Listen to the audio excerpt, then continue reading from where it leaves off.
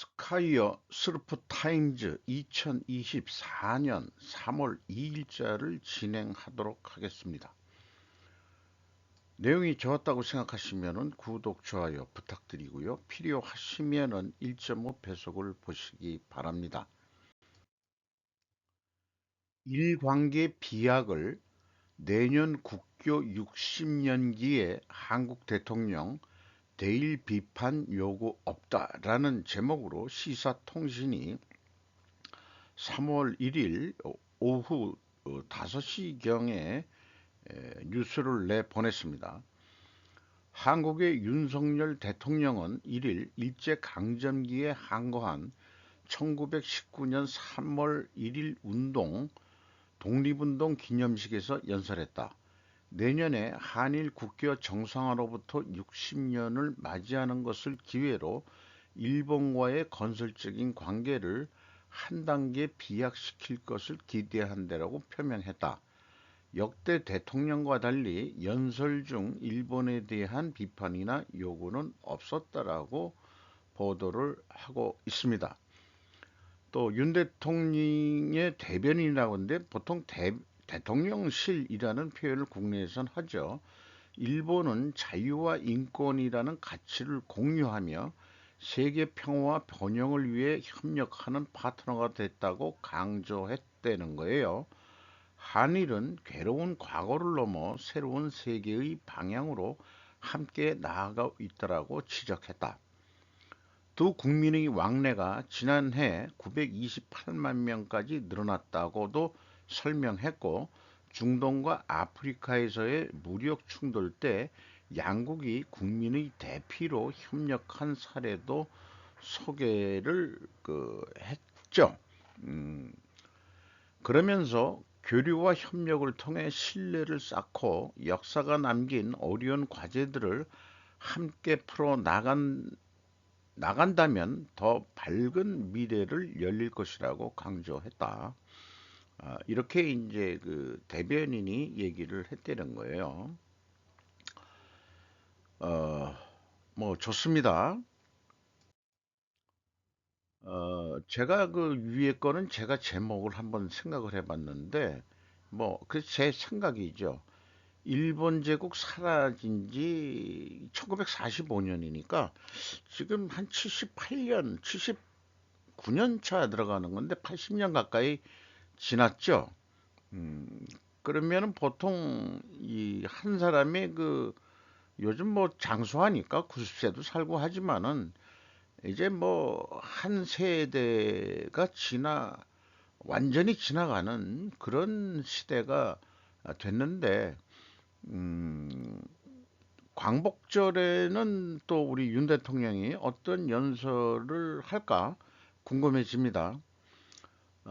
여기에 그 소개하는 자료는 근대 일본 민족 대륙 침략과 그들의 원향 회귀 의식이라는 제목으로 이 소개한 글이 있습니다. 이 일본이 그 제국주의가 되면서 그 3, 4계기에 한반도에서 삼한으로 전환시킨 정치적 세력들이 도의를 해서 천황가를 주축으로 한 정치적 체계가 구축되어 나왔다라고 피력을 하고 있고요. 그래서 뭐 중략을 좀 하고 그 일제 시대 때 20년간 100만 호 이주라는 목표를 세워 그 정책을 적극적으로 실천해 갔던 결과 패전 직전까지 27만 호까지 실행되었다. 요게 이제 만주 식민이죠. 또 당시 군부가 주도 세력이었던 일제는 오카 마사오 등과 같은 일부의 어용 민족 학자들의 논리를 얘기해서 어, 뭐 동아시아 민족화에 의해 대동아 공영권 뭐 이런 얘기도 되는 거고, 일제의 수도가 도쿄에서 요소 지역, 현재의 내몽골 지역으로 옮겨져야 한다는 여론이 형성될 수 있는 정치적 분위기를 조성해 나갔다는 거예요. 이러한 내용들은 알타이 문명과 요하 문명론이라고 김재수라는 에, 작가가 그 써낸 책인데, 요것을 그 유튜버 방송, 유튜버가 아니고 네이버 TV에서 그 활동하는 김정민 박사가 이 소개한 내용이기도 합니다. 참 80년 지났으면은 이제 그 원한 관계도 좀 이제는 잊어버릴 때가 되지 않았냐. 뭐 크게 저는 뭐 개인적 국민들이 그 글쎄 원한이라고 할 수 있겠죠. 국가적으로도. 자관 그걸 다 좀 잊고 이제 새로운 관계를 하자는 거니까 어, 저희 그 선친 세대 때 그 살아계실 때 증언을 들어보면은 만주 식민은 일본인만 해당하지 않고 조선인들도 포함된다. 선치는 그때 만주로 이주를 했어요. 그 서울에서 경성에서 만주로 뭐 돈 벌러 가보자 뭐 이렇게 이제 그때 이제 유행이니까 음, 그 내선 일체니까 조선인들도 그 황국 신민으로 해가지고 어우 적극거리 흐르는 만주 땅으로 가서 돈 버세요라고 많이들 이게 홍보를 했던 모양이에요. 그래서 만주에 가서 그 항일 투쟁하는 마적단들을 또 있었고 주로 공산주의들임을 알았고 그리고 1948년 국共내전에서 어, 49년의 이익이죠. 중국 공산당이 승리하는 것을 예상해서 남하를 결행했습니다. 그 당시 이제 저희 그 모친과 그 큰 누님 큰 누님이 딱 한 분 그때는 그 하나 낳았을 때인데 그래서 뭐 있는 재산 다 이 버리고 나오면서 어 저기 그 북한을 경유해서 내려와야 되니까 야간 산행 이런 거를 통해서 48년이면 이미 38선이 거의 굳어진 상태이기 때문에 넘어오기가 엄청 힘들으셨단 얘기예요. 그래도 그것을 또 그 남쪽으로 그 유도하고 그다음에 소개해주는 그런 사람들하고 연결해 가지고 38선을 넘어서 경성에 도착하니까 살아생전에 에, 그 얘기 들었던 작은 어머님의 얘기를 들어보면은 서울역에서 어떻게 연락을 해가지고 만났는데 음, 세상에 그런 상거지가 없었더라 이렇게 이제 얘기하는 거를 들었어요. 어쨌든 3.1운동 105주년 이제 36년이란 짧은 식민시대는 묻고 새로운 한일 관계를 맺어 나가야 될 시대라고 저도 그렇게 개인적으로 그런 희망을 갖게 됩니다.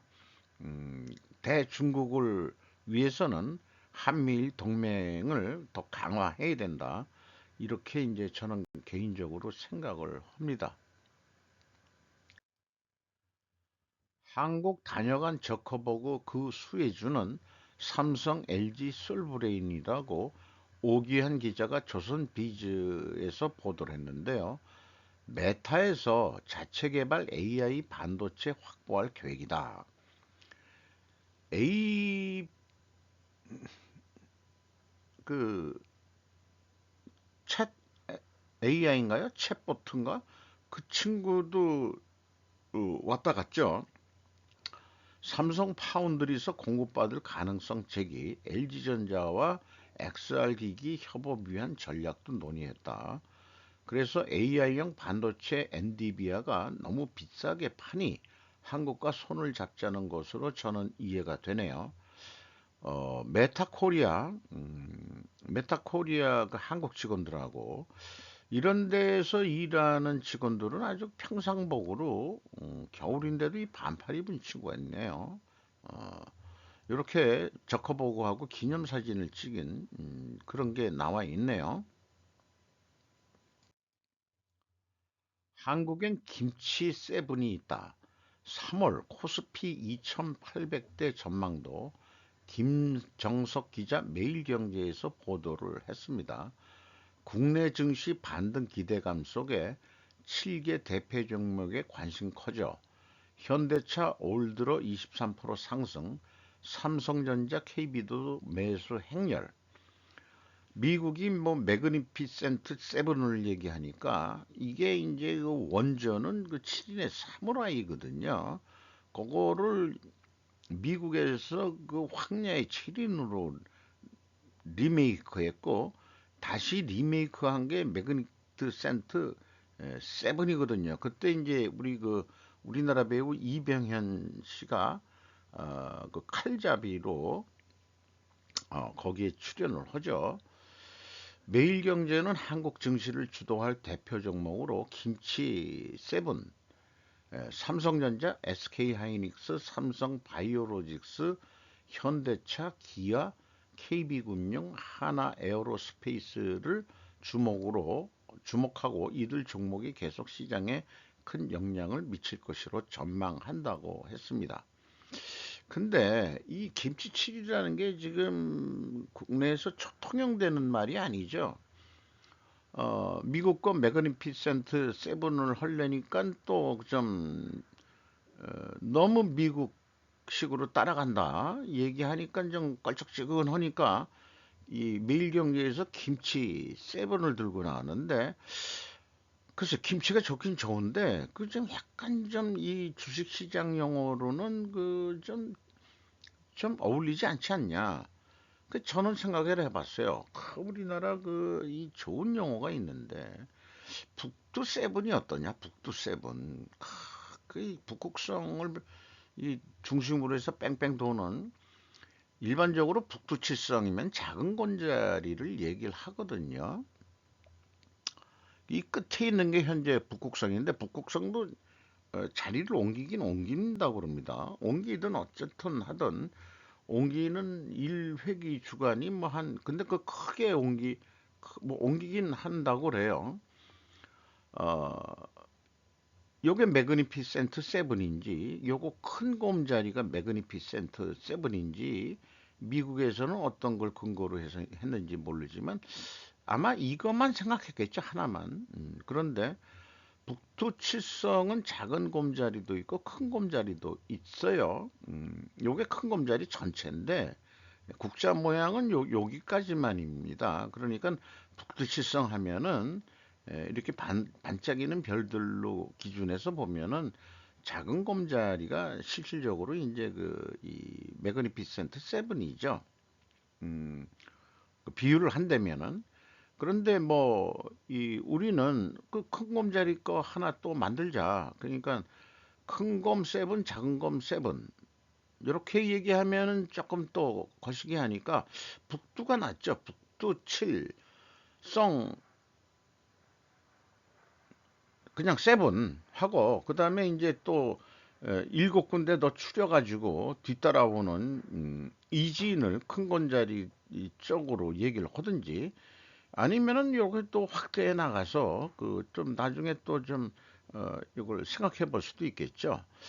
자, 이런 게 이제 저희 개인적인 어떤 그 상상의 나래를 한번 이렇게 제 의견을 얘기를 해 봅니다. 수은법 개정에 날개단 방산주 올해 들어 시총 4조 원 뛰어 북두 칠성에 하나로 하나 하나 에어로 한화 에어로스페이스가 들어갔으니까 권호은 기자 조선비즈 보도 내용인데요. 가장 큰 고비로 여겨졌던 한국수출입은행법 개정안도 국회를 통과했다. 이번 개정안은 한국수출입은행의 법정 자본금을 10년 만에 15조 원에서 25조 원으로 늘리는 것이 골자다. 이래서 법정 자본금 한도 내에 뭐 대출 뭐 이런 게 있는 모양이에요. 지난해 말 98.5%까지 치솟았던 상황에서 법정 자본금 증액에 따라 수출을 지원할 여력이 생겼다는 겁니다. 그런데 이 방산주가 문제는 단기간에 급등한 주가로 밸류에이션, 기업 가치 부담이 커졌다는 점이다. 금융정보업체 FN 가이드에 따르면 하나 에어로스페이스의 12개월 선행 퍼는 6개월 전만 해도 8.24배였으나 현재 17.42배로 2배 넘게 올랐다. 퍼에 대해서도 저도 이해를 하고 있었는데 지금 제가 설명을 할 수준은 안 되는데 요즘은 이제 그 기업 밸류에이션으로는 이제 많이 유행한 게 이제 PBR 이런 거로 얘기를 해도 뭐 나쁠 건 없을 것 같아요. 퍼가 이제 단기 순이익 가지고 뭐 따지는 거로 알고 있는데 주당 이익인가 뭐 이런 건가? 그렇죠. 제가 알기로는. 근데 저는 단기 순이익이란 게 원가 회계에 의한 단기 순이익은 신뢰를 하지 않으므로 일단은 그래도 PBR은 그래도 뭐 나름대로 좀 설득력은 있는 것 같아서 PBR로 저는 그 기업 가치를 좀 비교해 보는 거로 그렇게 생각하고 있습니다. 요 왼쪽에 있는 게 2023년 말 그 주가 시세고 그다음에 2월 말 주가 시세가 오른쪽에 있는데 하나 에어로스페이스가 그 제일 많이 뛰었네요. 현대로톤도 뛰고 LIG 넥슨도 뛰고 카이도 뛰고 카이는 조금뿐이 안 올랐네. 에, 요게 이제 국영기업 성격이라서 그런 것도 있는지는 모르겠어요. 하나가 제일 잘 나가네요. 시진핑 중국 경제 운영 민생 직격탄 정책 전환 불만 통증 초래. 블룸버그에서 그 레베카 충, 윌킨즈, 조시 시아오 중국계 기자들인 것 같습니다. 시진핑 중국 공산당 총서기가 막강한 권력을 주게 됨으로써 채무 주도의 성장 사이클을 전환하고 국내 경제를 보다 지속 가능한 궤도에 올려놓을 수 있는 길을 열었긴 열었는데 그러나 큰 문제가 있다. 그는 국민으로부터 그것이 좋은 생각이라는 이해를 얻지 못하고 있다는 거예요. 부동산, 부채, 이런 이 지방 정부도 그렇고 어, 채무 주도의 그 경제가 이제 한계에 다다랐는데 거기를 통해서 이 중국 사람들이 돈 맛을 봤기 때문에 지금 시진핑의 그 정책은 지금 인기가 없다 그런 얘기고 실질적으로 경기가 안 좋으니까 미 인권단체 프리덤 하우스의 중국 반체제 모니터 프로젝트에 따르면 경제 관련 항의 시의 건수는 지난해 8월 이후 높은 수준을 유지했고 이 중 상당수는 가계자산을 축내고 있는 부동산 위기와 노동쟁의와 집중되고 있다. 외국인 투자자들이 중국 이탈이 심화되면서 2023년도 대중 직접 투자는 30년 만에 낮은 수준으로 떨어지고 있다. CC가 추진한 부동산 섹터의 레버리지 차입 해소는 경기 감속을 불러 보다 많은 국민에게 영향을 주기 시작했다. 우리나라 그 프로젝트 파이낸싱도 그 좀 줄여야 된다고 지금 그러고 있는 거죠. 그래서 부동산 경기도 우리는 실질적으로 너무 과잉이니까 우리도 내려야 된다. 이런 쪽에 있는 게 한국은행 입장인데 정부 입장에서는 뭐 여러 가지 서로 간에 뭐 대화를 해가면서 이 연착륙이 되도록 노력을 하겠다고 그렇게 하고 있죠, 우리는. CC에게 있어서 위험한 것은 오래된 성장 모델로부터 벗어나는 역량이 너무 커서 새로운 성장 모델로의 이행을 막을 가능성이 있다는 것이고, 그 부동산 아니면은 뭐 다른 첨단 뭐 이런 거를 얘기하는 것 같은데 그게 중국 경제 전체에 얼마나 새로운 영향을 미칠지인지 부동산은 뭐 그렇게 그 전문적인 첨단 뭐 이런 게 아니더라도 일반 국민들이 투자하고 돈 벌 수 있는 좋은 기회였는데 이제 그 시기도 끝났다는 얘기죠. 한국도 끝났습니다. 부동산으로는 좀 이젠 끝나라 하고 싶어요. 까놓고 얘기해서. 중국을 봐라. 이런 얘기를 좀 하고 싶은 거고. 전기 자동차 배터리와 재생 에너지 같은 새로운 성장의 원동력으로는 성수기에 중국 국내 총생산의 약 4분의 1을 이끌던 부동산이 남긴 공백을 메울 수 없을 것이다.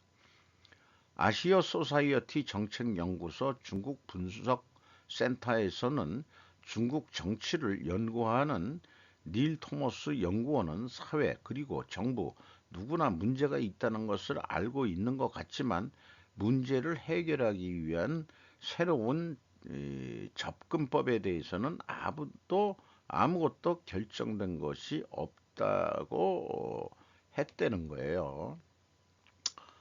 이게 이제 중국이 뭔 수를 쓰더라도 그 쉽지가 않을 것이다. 그 근본적으로는 에, 그 해안 지방 도시 내지는 이제 대도시 위주 이런 쪽으로 경제가 발전해 가지고 많은 인구가 사는 그 농업 인구가 사는 에, 그런 쪽에 하고 너무 빈부차가 그 사회주의 공산주의 국가가 빈부 차이가 우리나라보다 더 심하게 생겼다는 게 일전에 한번 통계에서도 한번 그 소개를 한 적이 있습니다. 그래서 이층군 TV라고 국제 정치학 박사신데 End of the Rise of China 중국 부상의 정원이라는 제목으로 방송한 게 있어요. 어, 한국에서도 뭐 한 10년 전만 하더라도 이 뭐 양시론이라고 그러나요? 밸런스론 이런 거로 해가지고 미중 등거리 외교론 중국은 전략적 협력 동반자라는 이런 중국몽을 따르겠다는 대통령도 있었고 모두 그 국제 정치의 모리에서 나온 황당한 주장들이 아닐 수 없었다라고 본인은 중국이 세계 패권이 될 리가 없다라고 옛날부터 자기는 주장했다는 거예요. 뭐 이런 그런 사람이 얘기를 들어서 어쩌고 저쩌고 했는지 모르지만 한참 뭐 중국이 미국을 따라 마실 거다라는 얘기들이 들었을 때도 저 개인적으로도 설마 흥찌뻥 이렇게 저도 생각을 그렇게 하고는 있었는데 이제 전문 지식적으로 얘기하기는 좀 어려웠죠. 이렇게 여러 가지 전문적인 지식을 가지고 있는 사람들이 얘기하는 거하고는 틀려서 우리 서민 같은 사람들은 그냥 느낌 같은 느낌으로 에이 그거 안 될 걸. 그 왜 저런 논문들을 그거는 미리 겁을 먹어라. 중국이 패권국이 된다는 것은 괜히 엄살 떨고서 오히려 중국이 더 건방져지도록 유도한 거 아니냐 저는 그렇게 생각을 해요. 그래서 뭐 소개한 게 속수무책 시진핑 침몰하는 중국이라고 YTN에서 작년 8월에 방송한 내용도 소개했고 마지막까지 숨통까지 끊었다. 초비상 걸린 중국 경제. 요건 JTBC에서 이것도 2023년 8월에 방송한 건데 한국은 제목들을 아주 그 격정적으로 잘 쓰죠. 아주 그냥 할 때는 감성적으로도 쓰고 이렇게 용어들을 이렇게 우리는 마지막 숨통까지 끊었다. 그럼 완전히 멸망한다는 얘기인데 그건 아니고 이미 트럼프 대통령 때 무슨 저 관세 협정인가 뭐 무역 협정 맺으면서 이미 게임은 끝난 게임이었다. 이렇게 저는 이해를 하고 있습니다.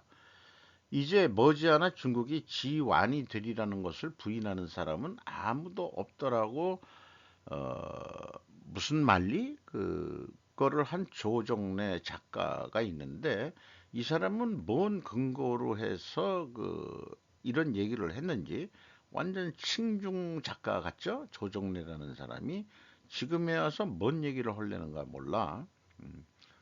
그래서 이충건 박사는 미중 패권 경쟁과 한국의 전략이라고 평소 강의했던 것을 책으로 써냈다고 자기 책도 소개를 하고 아직 지금 출판 중인데 왜 중국은 미국을 이길 수 없는가?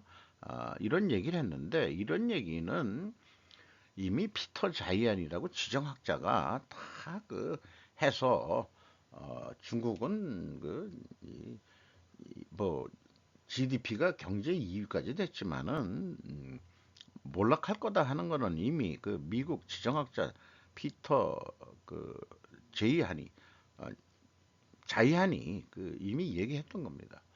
우리 그 박근혜 언니가 이거 가서 그 이 사진 나왔을 때 봤는데, 에, 요게 이제 카자흐스탄 대통령인데 이제 물러났죠. 이분은 어디 사람인지 모르지만 반기문 왜 옆에 가가지고 껴가지고 있나 몰라. 그때 유엔 사무총장 했었는데 시진핑이가 아주 그 널널하게 여유 있을 때고 푸틴이 옆에 있고 푸틴 옆에 박근혜 언니가 섰다. 이게 이제 미국이 짜증을 내기 시작을 아마 시작해가지고 저는 그 박근혜 탄핵의 그 뒤에는 분명히 그 미국의 공작이 있을 수 있다라는 가정의 소설이긴 하지만은 그런 생각도 들어갑니다. 이대로 한국 도서는 안 되겠다. 이런 거 리거창 지수라고 참 아쉽게도 뭐 일찍 그 죽은 게 문제지만은 전력 소비량, 철도 화물 물동량, 은행 대출에 요거다 이거죠. 왜 이런 얘기를 했냐? GDP를 중국이 허구한 날 가짜로 만드니까 그런 건데 그거 이전에 이 손우정 논설위원이 그 조선에 요와 같이 글을 쓴 게 있어요. 어, 이게 뭐 착각을 하고 있다. 지금 뭐 중국하고의 뭐 이런 것들이 그런 거를 좀 냉정하게 그 논설을 했던 얘기고 이런 그 월스트리트 저널이 중국 경제의 사기성은 놀라운 일이 아니다라는 이런 취지의 또 그 보도를 한 적이 있고 로디움 그룹은 중국의 2023년절 실질적인 경제 성장률은 오히려 1.5% 같아 보인다. 발표된 거는 5.2%죠. 근데 그게 아닐 거다. 어, 그리고 이 리거창 그 부총리 했을 때는 중국 인구의 70%는 하루에 1만 원도 벌지 못하고 살고 있다. 그런 중국이 내수 위주의 경제 체제를 구축하기는 사실상 불가능한 일이다. 이렇게 얘기를 했는데 수출을 해가지고 이 들어온 돈이 낙수 효과로 인해 가지고 일반 국민들한테 많이 돌아가야 되는데 돈을 번 곳은 도시 중심으로의 부동산 투기한 거로 됐지 수출 뭐 이런 거로 해가지고 들어온 번 돈을 딴 짓들을 많이 했죠. 그 이런 것들이 이제 뭐 외국에다가 뭐 돈 투자하고 팬데믹 때도 무슨 중국식 해법 마스크 외교, 백신 외교 등 뭐 이런 거로 뭐 공짜로 주기도 하고 뭐 이런 식으로 또 1대1로 한다고 돈을 쳐 발랐고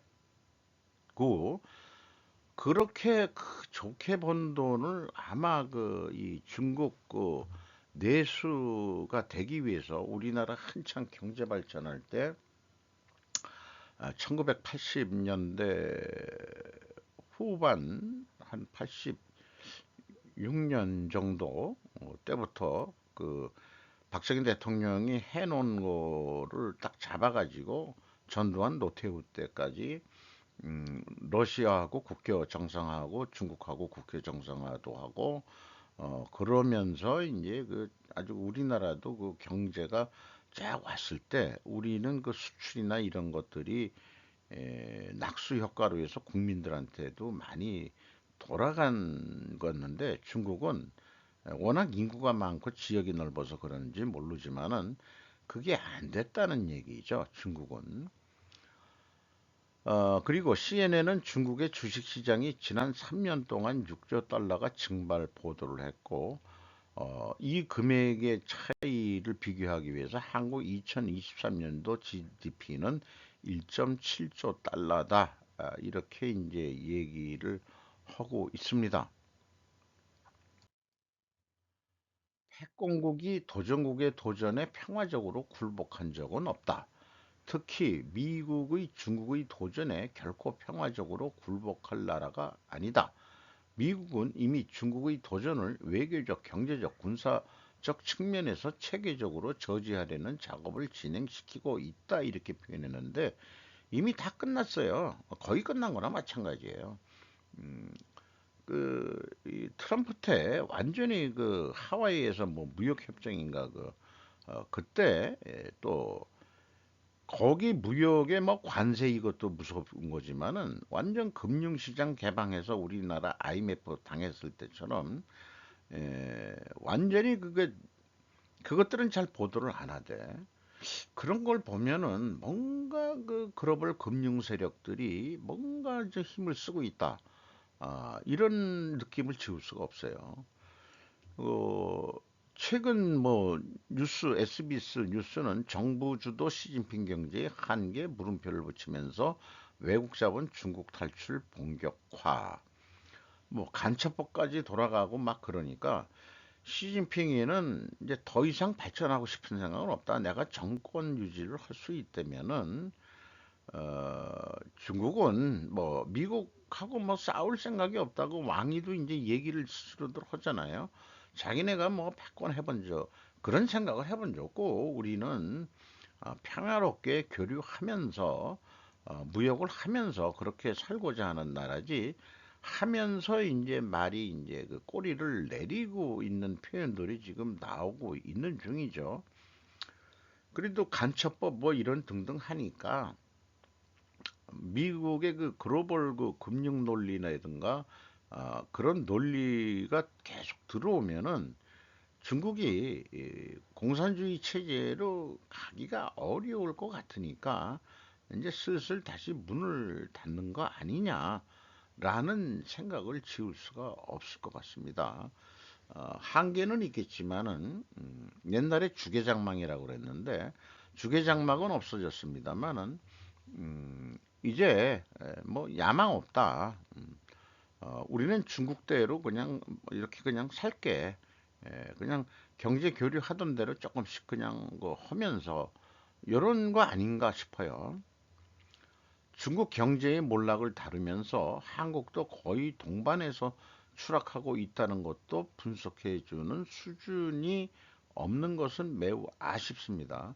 그동안 얼마나 중국 무역 의존도가 컸는지 말이다. 그러니까 중국에서 빠져나간 돈이 일본 니케이 지수를 뭐 4만 원 엔까지 오르게 지금 하고 있죠.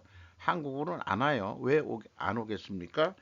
음, 중국하고 같이 몰락하니까 그거 그 구조가 경제 구조가 그렇게 너무 의존도를 심하게 해놔가지고 매번 똑같은 얘기지만은 북한에서 쓰는 용어로 고난의 행군을 이제 할 각오들을 국민들이 다 해서 다시 허리띠를 졸라매고 과거와 다른 허리띠를 졸라매고 다시 일어설 수 있는 그런 거로 해야 되겠다.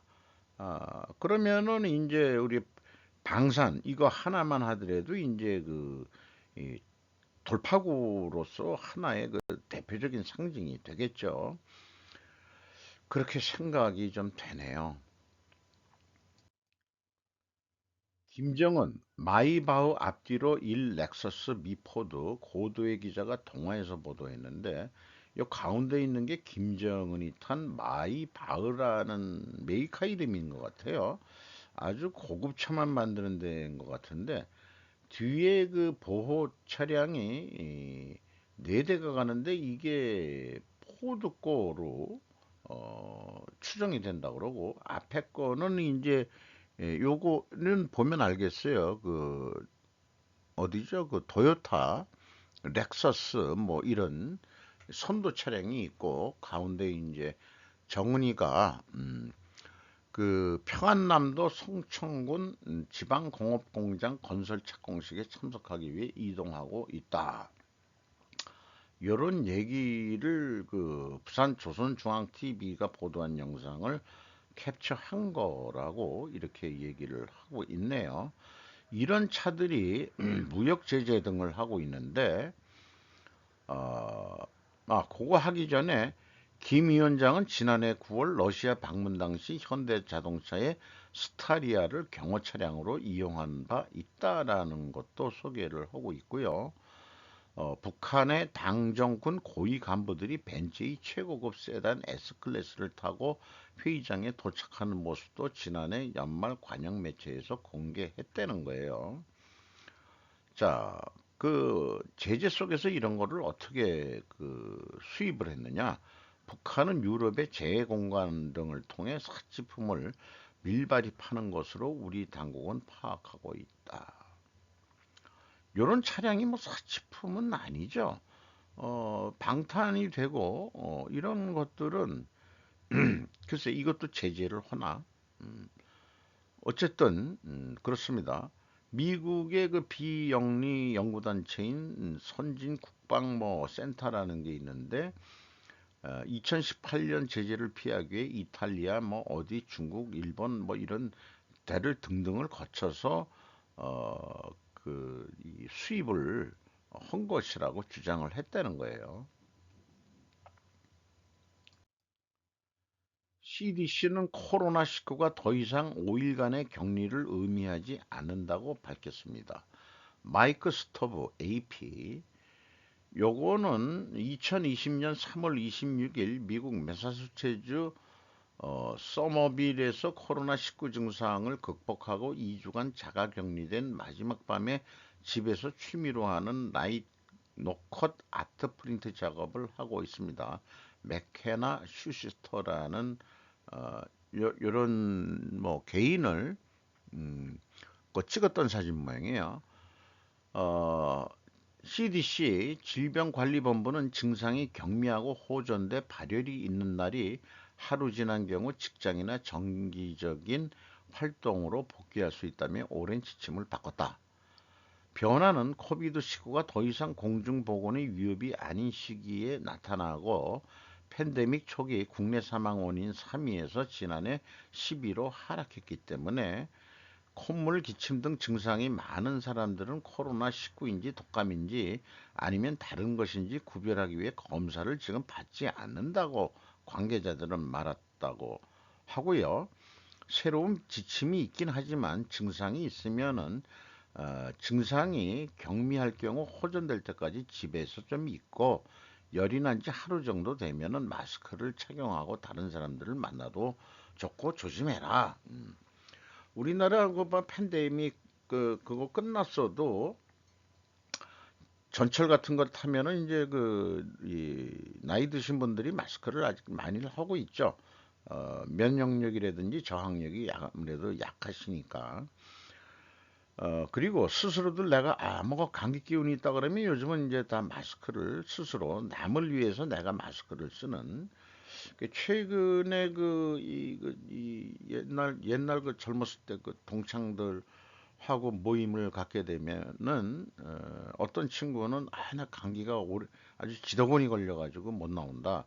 그런 게 이제 변형된 코로나 아니겠느냐. 풍토병화 됐다고 이제 엔데믹이란 게 풍토병화 됐다는 얘기로 알고 있어요. 그래서 다들 조심하고 미국은 약을 잘 안 먹는다고 그러나요? 처방전 이런 게 엄청 비싸서 그런지 뭐 일반 가정에서 감기 걸렸다 그러면 아예 학교 안 가. 아주 잘 됐다고 해서 그래서 집에서 푹 쉬고 그런 게 옛날부터 그 습관이 돼 있다고 그래. 감기라는 것은 특효약이 없잖아요. 그 백신처럼 그런 게 아니고 일반 감기도 그 그 인간이 정복하지 못한 게 감기 바이러스 그거에 대해서 완치약을 개발을 한 적이 없다 그러죠. 하도 이 변화가 심하고 그 변이가 심하고 그러니까 그런 얘기를 들었습니다. 그래서 어, 이 참 인간이 그 생존하기 위해서 그 저항력, 면역력 이런 것들은 미생물 그 바이러스하고의 그 싸움이니까 항상 건강을 유지하고 저항력을 좀 키우게 건강 유지를 하는 것이 참 중요하다는 것을 느끼게 됩니다. 마치도록 하겠습니다.